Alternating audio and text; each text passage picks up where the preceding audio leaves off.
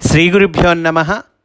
శ్రీమద్భాగవతమునకు మాస్టారు ప్రసాదించిన వివరణను చెప్పుకుంటూ ఉన్నాము. అందులో భాగంగా పురంజనుడు వేటకపోవుట అనే అంశంలో ఉన్నామండి. మనము మాస్టారు తెలియజేస్తూ ఉన్నారు ఇందులో తత్వాన్ని. జ్ఞాని అయిన విద్వాంసుడు శాస్త్రమునకు అంగీకారమైనను కాకున్నను చంపుటకిష్టపడాడు. ఒక రకంగా అయితే శాస్త్రానికి అంగీకారం అని చెప్పారు, ఇంకో రకంగా అయితే తప్పు అంటున్నారు. అయితే జ్ఞాని అయిన విద్వాంసుడు అది అంగీకారమైనా కాకపోయినా కూడా చంపటానికి ఇష్టపడాడు. ఆరోగ్యాది కారణములైన యజ్ఞ విధులలో చంపువాడు శాస్త్రమును ఉల్లంఘింపడు కనుక అతనికి రాగద్వేషాదులు అంటవు. ఉదాహరణమునకు రోగ నివారణకై ఒక శాకాహారిని మాంసము తినుట తప్పదని వైద్యుడు శాసించినచో తినుటలో తప్పులేదు. అంటే వాడి రోగము, ఆ రోగానికి పచ్చం ఏంటి, ఏదో మాంసాహారం తినాలని చెప్పారనుకోండి, పచ్చం తప్పదు, అప్పుడు తింటే తప్పు లేదంటున్నారు. లివర్ ఎక్స్ట్రాక్ట్ మొదలగు ఔషధములను నిష్టగల శాకాహారి కూడా సేవించును. దానితో రోగికి ఆరోగ్యము చేకూరుచున్నదే కానీ జంతువుల లివర్ తినవలెనను వ్యామోహము పుట్టుటలేదు కదా. అంటే ఆయన మెడిసిన్గా తీసుకుంటున్నాడు, అంతేగాని బలానా లివర్ రుచిగా ఉంటుంది కాబట్టి, బలానా జంతువు లివర్ రుచిగా ఉంటుంది కాబట్టి అది తిందామనేటువంటి వ్యామోహంతో తింటల్లా, మెడిసినల్గా తీసుకుంటున్నాడు. ఓవల్టిన్ త్రాగువారికి కోడిగ్రుడ్డు తినవలెని అనిపించనక్కరలేదు. ఎవడైనా వైద్యుడు తినుమని చెప్పుటకై వేచి ఉన్నచో అట్టి రోగి తిన్నప్పుడు కర్మబద్ధుడు అగుచున్నాడు. ఎవరైనా వైద్యుడు అదిగో బలానా అది తినమని చెబితే బాగుండు కదా అని వీడు అనుకున్నాడంటే అప్పుడు కర్మబద్ధుడు అవుతాడు. కానీ వైద్యుడు నాయనా నీకు ఇది తప్పనిసరి, నీ రోగానికి ఇది పచ్చము తినాలి అని చెప్పాడు అనుకోండి, అప్పుడు తింటే తప్పు లేదుట. కనుక కర్మబద్ధుడు అవుతూ ఉన్నాడు. అంటే రోగి ఈ వైద్యుడు నాకు ఇది పచ్చని చెబితే బాగుండని అనుకుంటే కర్మబద్ధుడు అవుతాడు. అది దుష్కర్మ. వాని స్వభావము పతనము వైపునకు మొగ్గుచున్నది. దానికి మ్రొగ్గని వాడే జ్ఞాని అంటున్నారండి. సరే, మళ్ళీ కథాభాగంలోకి వద్దాం. పురంజనుడు ఆ వనమున నలుదెసల పక్షి రెక్కల ఈకలు కట్టిన వాడి అయిన బాణములను ప్రయోగించెను. కుందేళ్ళు, అడవి పందులు, జింకలు, దుప్పులు, అడవి దున్నలు, ఏదుబందులు, గవయములు, ఏనుగులు, సింహములు, తోడేళ్ళు, పులులు, కోతులు, ఖడ్గమృగములు మున్నగు లెక్కలేనన్ని జంతువులను చంపెను. పనికి వచ్చువానికి పనికిరాని వానికి కూడా దయలేక దుర్భరముగా వేటాడి సంహరించెను. అలసిన వెనక చాలించి తన విడిదికి తిరిగి వచ్చెను. పురంజనుడండి రాజభోగములైన స్నాన భోజనాదికములను పూర్తి చేసుకొని మిక్కిలి అలసటతో ఉండియు చందనము, పుష్పమాలికలు, వివిధ భూషణములు ధరించి పరిమళ ధూపముల నడుమ తృప్తితో సంతోషముతో శయనించెను. మదించిన మన్మధుని చే పీడింపబడి సంబోహ కుతూహలము పొందెను.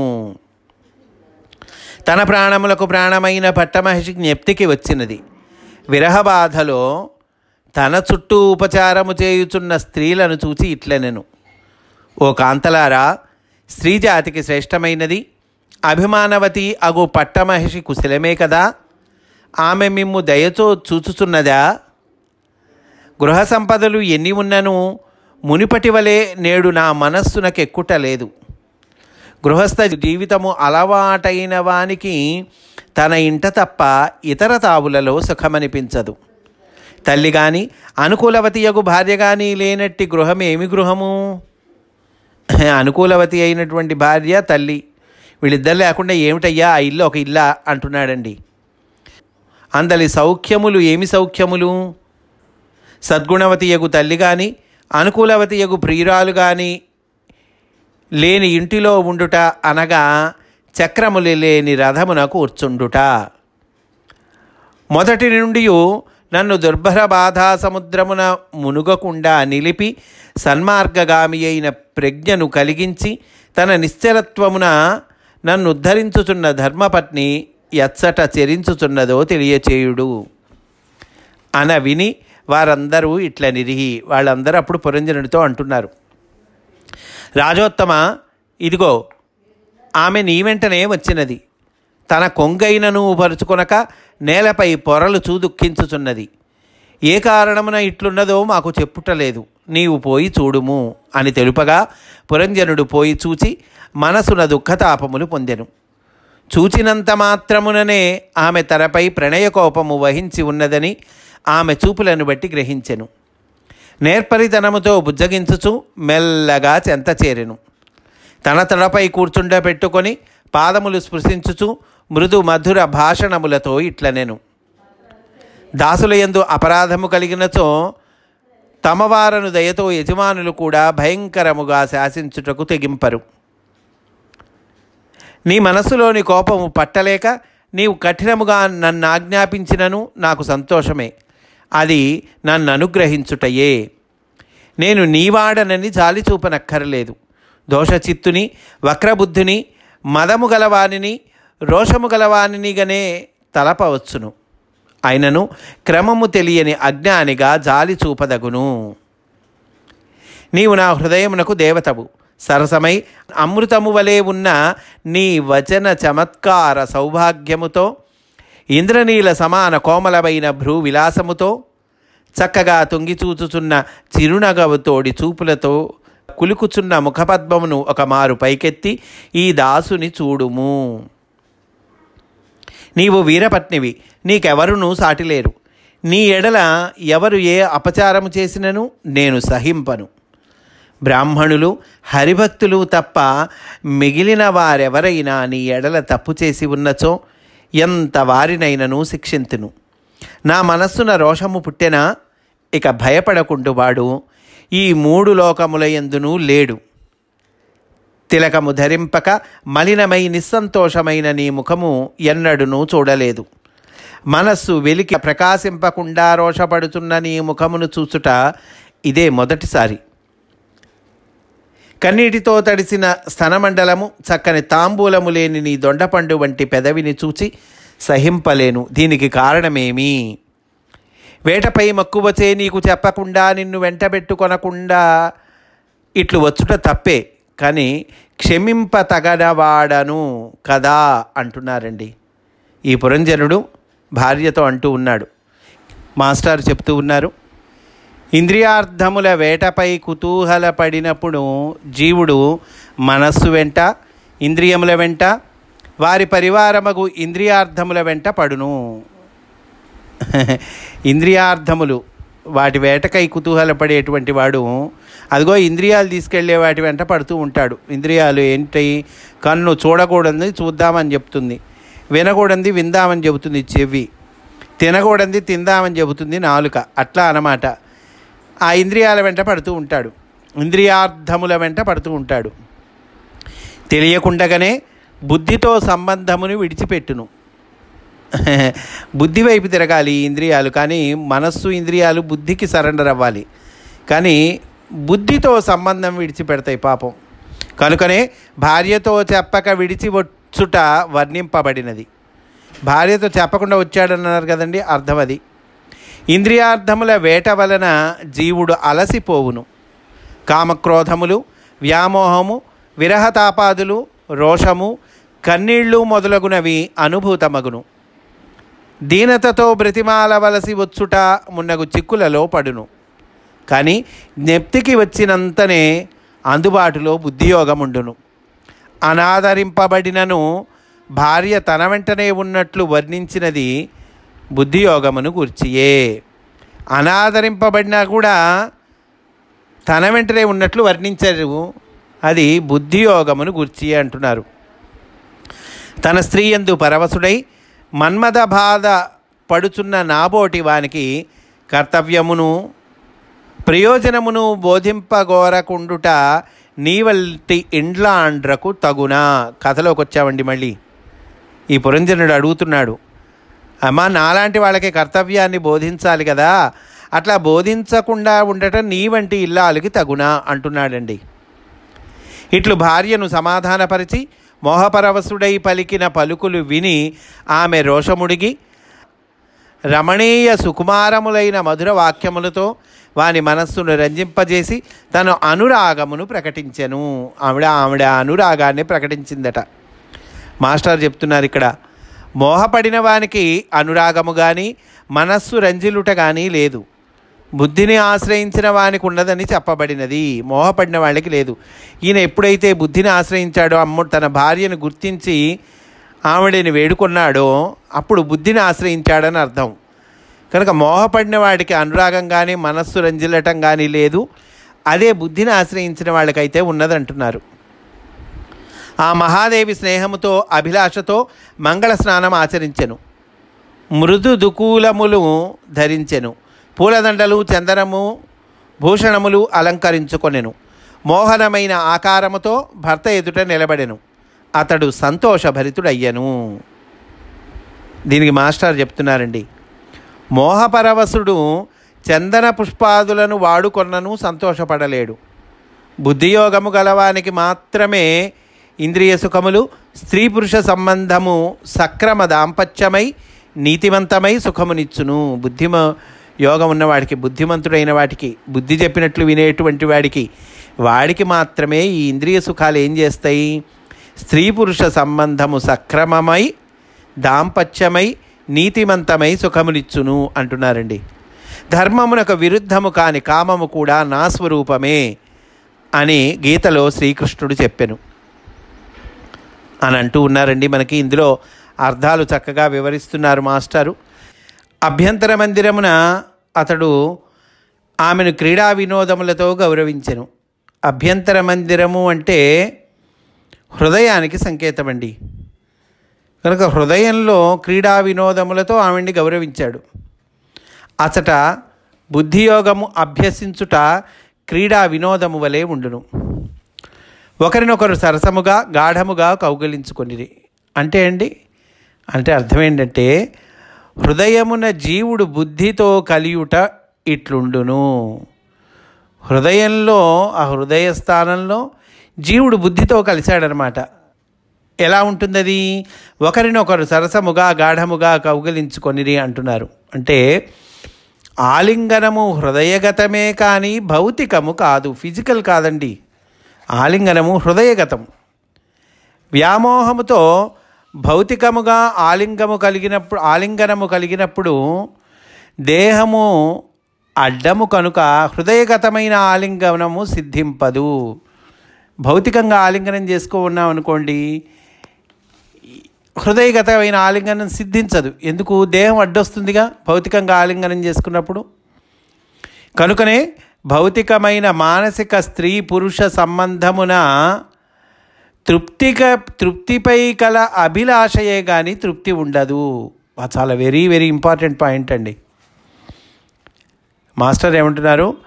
భౌతికమైన మానసిక స్త్రీ పురుష సంబంధం ఉందే, అందులో తృప్తిపై కల అభిలాష అంటే కోరిక, తృప్తిపై కల కోరికే కానీ తృప్తి ఉండదయ్యా అంటున్నారు. ఈ అభిలాషతోనే దాంపత్యము చేసి వ్యామోహి అయిన జీవుడు చనిపోవును. ఈ భౌతికమైనటువంటి అభిలాష, దీంతోనే దాంపత్యం చేస్తాడు. అక్కడ అభిలాషే కానీ తృప్తి ఉండదు అంటున్నారు, కోరికే కానీ తృప్తి ఉండదు. ఈ అభిలాషతోనే దాంపత్యం చేస్తాడు, వ్యామోహై జీవుడు చనిపోతాడు, తృప్తి కలుగదు. కనుకనే మరలా భౌతిక సంభోగేచ్ఛ తల ఎత్తుచుండును. ఇందులో తృప్తి ఉండదు అన్నారుగా, ఓన్లీ కోరికే కానీ తృప్తి ఉండదయ్యా అన్నారుగా. అందువల్ల తృప్తి ఉండదు కాబట్టి మళ్ళా ఈ భౌతిక సంభోగేచ్ఛ తల ఎత్తుతూ ఉంటుంది. దాంపత్యమున హృదయములు అర్పించుకొందురు గనుక, దాంపత్యంలో ఏమవుతుంది? హృదయాలు అర్పించుకుంటారు కనుక జీవునిలో ఉన్న అంతర్యామికి సమర్పితముగా జీవితము మలుపు తిరుగును. అట్టి దాంపత్యమున భౌతిక సౌఖ్యమునకు ప్రాధాన్యము ఉండదు. పరస్పర క్షేమకారణమైన ప్రేమయే ప్రాధాన్యము వహించును. ఒకరికొకరు చేసుకొను సేవయే ఈ దాంపత్యమునకు బాహ్యరంగమగును కానీ సంభోగము కాదు. ఒకళ్ళకొకళ్ళు సేవ చేసుకోవటము అది ఈ దాంపత్యానికి బాహ్యరంగం అవుతుంది కానీ సంభోగం అవ్వదు. ఈ అంశము ఇతట నిరూపింపబడినది. భౌతికముగా ఆజన్మాంతము రోగగ్రస్తుడైన భర్తకు భార్య, అట్టి భార్యకు భర్త చేయునట్టి ఉపచారము వర్షించునట్టి ప్రేమ లోకమున చూస్తున్నాము కదా. రోగగ్రస్తుడండి భర్త, ఉదాహరణకి భార్య జీవితాంతం సేవ చేస్తూ ఉంటుంది. మనం ఉదాహరణలు చూస్తున్నాం. అట్లాగే భార్య రోగగ్రస్తులు అవ్వటము, భర్త జీవితాంతం సేవ చేయటం, అదిగో ఇట్లాంటి ప్రేమ లోకంలో మనం చూస్తూ ఉన్నాం. ఇట్టి ప్రేమకు సాధన సోపానముగా మాత్రమే కామము ఏర్పడినది. ఇలాంటి ప్రేమకు సాధన సోపానంగా ఇదిగో ఈ కామం ఏర్పడింది. నర్మగర్భములైన రహస్యార్థముల గల వాక్యములతో సంభాషణలు జరిపిరి. మళ్ళీ కథాభాగంలోకి వస్తున్నారండి. నర్మగర్భములైన రహస్యార్థములు గల వాక్యాలతో సంభాషణలు జరిపారు వాళ్ళిద్దరూ. ఆమెతో ఎడబాటు వలన కోల్పోయిన వివేకమును మరలా తెచ్చుకొని పురంజనుడు వినోదించెను. ఈ విధమైన సన్నివేశములతో వారి దాంపత్య జీవితము నడిచిపోవుచుండెను. వారు సుఖక్రీడలలో రాత్రి పగలను భేదము లేదు. ఆ చాటుమాటున తనకు తెలియకుండా ఆయుర్దాయము వ్యయమైపోవుట అతడు గమనింపలేదు. ఆయుష్ ఆగదు కదండి, ఎవరి కోసం ఆగదది. కనుక ఆ చాటుమాటున అంటే ఈ దాంపత్య జీవనము, సుఖక్రీడలు, వీటిల్లో ఈ భార్యాభర్తల బంధము, వీటిల్లో ఆయనకి ఆ చాటుమాటున తనకు తెలియకుండా ఆయుర్దాయము ఖర్చు అయిపోయింది, అతడు గమనించలేదు అంటున్నారండి. మాస్టర్ చెప్తున్నారు ఇక్కడ, పురంజనుడు వచ్చినప్పుడు 100 సంవత్సరములు పురమును పాలింపుమని ఆమె చెప్పెను. పురంజనుడు వచ్చినప్పుడు ఆ పురంలోకి, నాయన ఇదిగో ఈ పురం 100 సంవత్సరాలు నువ్వు పరిపాలించని ఆమె చెబుతుంది. అతడు సుఖములలో పడి ఆ మాట మరచెను. ఎంత బుద్ధియోగమున్నను దేహమునకు ముసలితనము చివరి రోజు ఉన్నదని మరువరాదు. బుద్ధియోగం ఎంత ఉన్నా కూడా, బుద్ధియోగం అంటే బుద్ధి చెప్పినట్లుగా వినేటువంటి వాడు బుద్ధిమంతుడు, బుద్ధి ప్రకారం నడుచుకునేటువంటి వాడు. అలాంటి వాడు ఎంత బుద్ధియోగం ఉన్నది అనుకున్నప్పటికీ కూడా, నాయన ముసలితనం తప్పదుగా, ఈ దేహానికి చివరి రోజు అనేది ఒకటి ఉంటుంది, అది తప్పదుగా, దానికి తగినట్లు ముందుగా కర్తవ్యములను నిర్వర్తించుటలో ఏమరుపాటు చెందరాదు. కనుక చివరి రోజు ఉంటుంది కాబట్టి ఆ ప్రయాణానికి ఏర్పాట్లు చేసుకోవాలి, అంతేగాని ఏమరుపాటు చెందరాదు. మరచినచో చివరి కాలమున సన్నాహము లేని ప్రయాణము వలె తడమకొని బాధపడవలసి వచ్చును. అప్పటికప్పుడు ప్రయాణం చేయాలి, ప్లానింగ్ లేదు. టప్మని ప్రయాణం అయ్యామనుకోండి, అప్పుడు హడావుడి, కంగారు, సన్నాహము లేని ప్రయాణము, తడువుకోవాలన్నీ, బాధపడాలి. కాలక్రమమున అతడు అభిమానమున మునిగి తేలెను. అభిమానంలో మునిగి తేలాడు అంటే అండి, అభిమానమనగా మీరు నావారు, ఇవి నా వస్తువులు అని నమ్ముట. అభిమానం ఏంటండి, వీళ్ళు బలానా వాళ్ళు, నా వాళ్ళు, ఇవి నా వస్తువులు అని నమ్మటం, అది అభిమానం అండి. కాలక్రమమున అతడు ఏం చేశాడు, అభిమానంలో మునిగి తేలాడు. తన వైభవమునకు తగిన శయ్యాసనాదులను మాత్రమే అతడు అంగీకరించి సుఖించెను. జీవిత సారాంశమును మరచి జీవిత సన్నివేశములకు ప్రాముఖ్యమిచ్చెనని అర్థము. జీవిత సారాంశాన్ని మర్చిపోయి, అంటే జీవిత సారం ఏంటి, జీవితం ఎందుకు బ్రతుకుతున్నాము అనేటువంటిది మరిచి అందులో జీవితంలో ఉండే సన్నివేశాలకు ప్రాముఖ్యం ఇచ్చానని అర్థము. ఆమె భుజము తలగడగా లేనిచో నిద్రింపడు. ఇది ఇట్లుండవలనని అభ్యాసము చేసి చిక్కుకొనును అంటున్నారు. అంటే అది లేకపోతే నేను ఉండలేను అనేటువంటి స్థితి అన్నమాట చిక్కుకోవటం అంటే. క్రమంగా తన పదవికి తగిన మదమెక్కెను. అజ్ఞానముచే ఆవరింపబడి స్వస్వరూపమును పూర్తిగా మరచిపోయిను. స్వస్వరూపం అంటే అసలు మనం ఎవరు, భగవంతుడు, లోపల ఉన్నటువంటి ఆత్మ. అదిగో మర్చిపోయాడు, స్వస్వరూపమును పూర్తిగా మరచిపోయెను. సహజముగా తాను దేహమునకు అతీతుడను విషయము ఎప్పుడో మరచిపోయెను. పట్టమహిషియే పరమ పురుషార్థముగా కాలము గడిపెను. అంటే ఏంటండి, పట్టమహిషి అంటే బుద్ధి అని చెప్పుకున్నాగా, తన బుద్ధికి తోచిన మార్గమునకు ప్రాధాన్యం ఇచ్చెను. ఆమెతో రమించు కామముచే మలినమైన చిత్తముతో జీవించుటలో యవ్వన కాలమంతయు క్షణములో సగభాగము వలె గడిచిపోయెను అంటున్నారండి. యవ్వన కాలం అంతా కూడా క్షణంలో సగం భాగంలాగా గడిచిపోయిందిట. అంటే అంత ఫాస్ట్గా గడిచిపోయిందండి.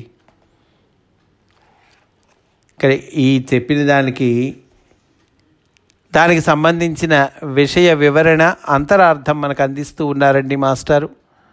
అది రేపటి రోజున చెప్పుకుందాము అని సవినయంగా మనవి చేసుకుంటూ స్వస్తి వాసుదేవ.